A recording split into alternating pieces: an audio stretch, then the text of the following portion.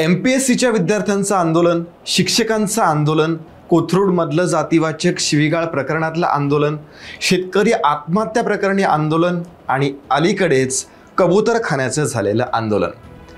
एक चेहरा मॅन्डेटरी होता, कारण एवढी सगळी आंदोलनं झाली होत आहेत आणि तिकडे हा चेहरा नाही, असं कसं होईल?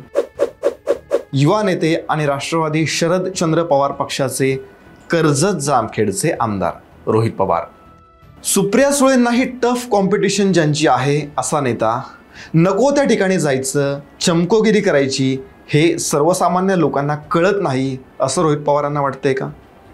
ज्या पद्धतीने जैनांच्या हिंसक आंदोलनाला भावनात्मक रूप देऊन त्याचं त्यांनी समर्थन केलं, केवळ वोट बँकेसाठी त्याचा निषेध हा करावा तेवढा थोडा आहे. यांना आरोग्यापेक्षा हिंसक आंदोलन करणाऱ्यांच्या भावना महत्त्वाच्या वाटतात. यांच्यामध्ये आणि घाण करणाऱ्या कबुतरांमध्ये काय फरक आहे? मग चीड यावी असंच आहे सगळं हे. म्हणूनच आमचे काही प्रश्न आहेत. कुठलंही आंदोलन असलं की तिथे रोहित पवार असलेच पाहिजेत का? महाविकास आघाडीकडे दुसरा कुठलाच चेहरा नाहीये का? एखाद्या ठिकाणी आंदोलनाचं वातावरण तयार झालं की तिथे पोहोचायचं याची सवय झाली आहे का रोहित पवारांना? सगळ्या प्रश्नांची उत्तरं या व्हिडिओमध्ये शोधायची आहेत. त्याआधी नेहमीची आठवण, व्हिडिओ लाईक करा, शेअर करा, चॅनलला सबस्क्राईब करा आणि व्हिडिओमध्येच स्किप करू नका, कारण तुम्हाला इंटरेस्टिंग वाटणारा कंटेंट व्हिडिओच्या मध्ये किंवा शेवटीही असू शकतो. सो 1.5x वरती किंवा 2x वरती बघा, पण पूर्ण बघा. नमस्कार, मी प्रदीप. मूड फ्रेश करणाऱ्या मराठी मूडमध्ये आपल्या सगळ्यांचं स्वागत. मुख्यमंत्री देवेंद्र फडणवीस यांना उठसूट आदेश देणारे, इशारे देणारे अशी ओळख ज्यांची निर्माण व्हायला लागलेली आहे असे रोहित पवार. कारण मागच्या काही महिन्यांमधली किंवा अलीकडच्या काही वर्षांमधली जेवढी काही मोठी आंदोलनं झालीत त्यात सामील झाल्याशिवाय रोहित पवारांना चैनच पडत नाही.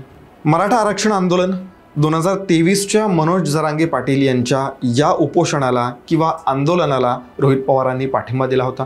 मराठा आरक्षणाच्या मुद्द्यावरती सोशल मीडियावरती सक्रियपणे भूमिका त्यांनी मांडली आणि मराठा समाजाच्या आत्महत्यांचा मुद्दा उपस्थित करत सरकारवरती टीका केली. जरांगेंना पाठिंबा देऊन आपली प्रसिद्धी वाढवण्याचा त्यांचा प्रयत्न होता का, हा प्रश्न आहे.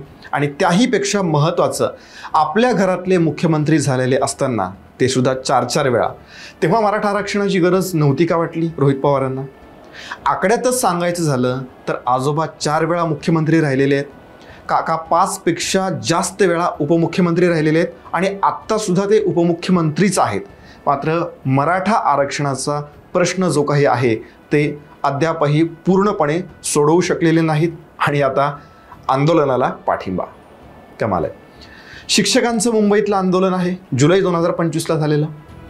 प्रश्न होता विना अनुदानित शाळांमधल्या शिक्षकांच्या पगारवाढीचा. तिथे रोहित पवार पोहोचले.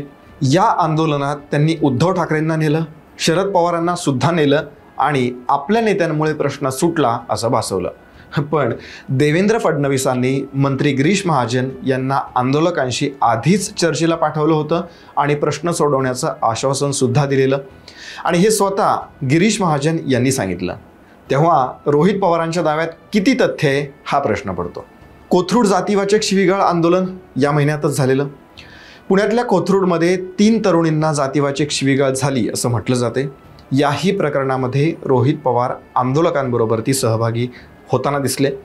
कायदा सुव्यवस्थेचे प्रश्न उपस्थित केले.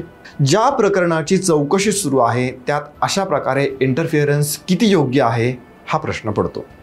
त्यानंतर MPSC विद्यार्थ्यांचं आंदोलन ऑगस्ट 2024 साली झालेलं. बरोबर मागच्या वर्षी ऑगस्ट महिन्यात पुण्यामध्ये MPSCच्या विद्यार्थ्यांनी आंदोलन केलं. तिथे रोहित पवार आणि सुप्रिया सुळे दोघे देखील पोहोचले.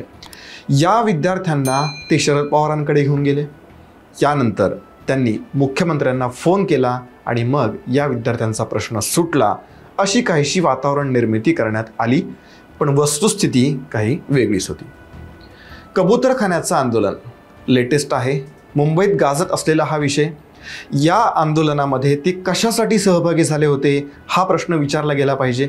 कारण एकतर जिथं आंदोलन होतंय किंवा झालं त्याचा आणि रोहित पवारांच्या मतदारसंघाचा तसा काहीही संबंध नाही आहे. दुसरी गोष्ट, जैन समाजाचं वकीलपत्र घेण्याचा त्यांचा आटापिटा होता का? अहिंसेचा फुगा फुगवलेल्या जैनांनी तिथं कोर्टाचा आदेश पायदळी तुडवत अक्षरशः हैदोस घातला. त्याचं समर्थन रोहित पवारांनी केलं, जे अत्यंत निरर्थक आणि चीड आणणारं होतं. जे हिंसक आंदोलन झालं त्याचा निषेधही रोहित पवारांनी केला नाही. म्हणजे तुमचा कायद्यावरचा विश्वास उडालाय का? कोणत्या तरी धर्माची भावना महत्त्वाची आहे की समस्त मानवजातीचं आरोग्य किंवा कल्याण महत्त्वाचं आहे? रोहित पवार एका पुढारलेल्या घरातून येतात. एक सुशिक्षित असल्याचं जर ते म्हणत असतील किंवा भासवत असतील तर त्यांना सर्वसामान्यांच्या आरोग्याविषयी इतकी बेफिकिरी का आहे? प्रत्येक आंदोलन करताना जर मतांवरतीच डोळा असेल तर राज्यातले मराठी लोकही शहाणे आहेत हे सगळं कळायला. हे असं कुठल्याही आंदोलनामध्ये जाणं, सरकारला न मागितलेले सल्ले देणं यापाठी काय कारणं असावीत? एक नजर टाकूयात काही या कारणांवरती.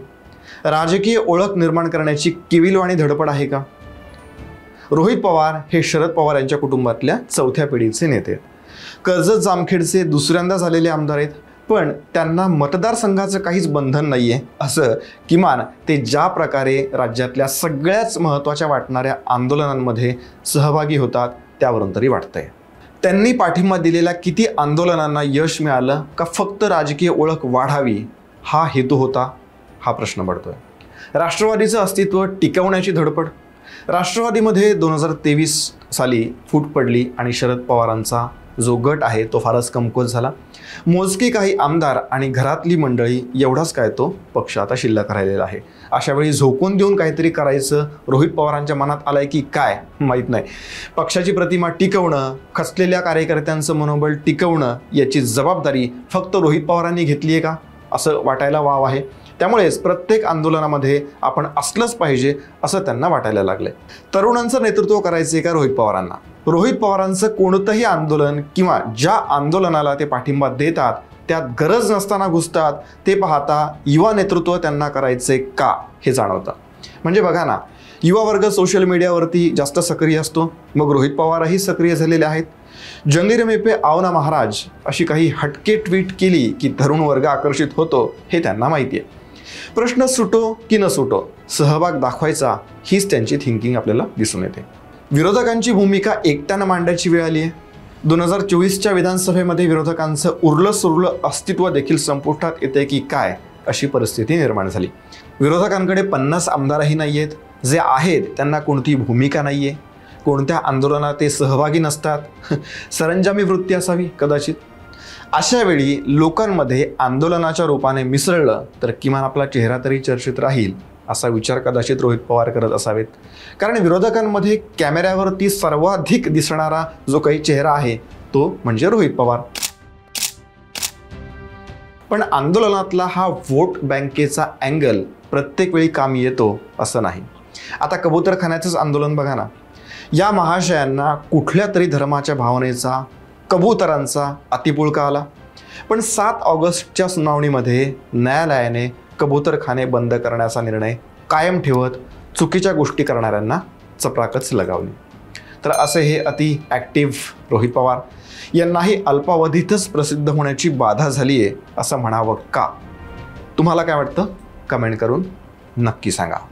जय हिंद, जय महाराष्ट्र.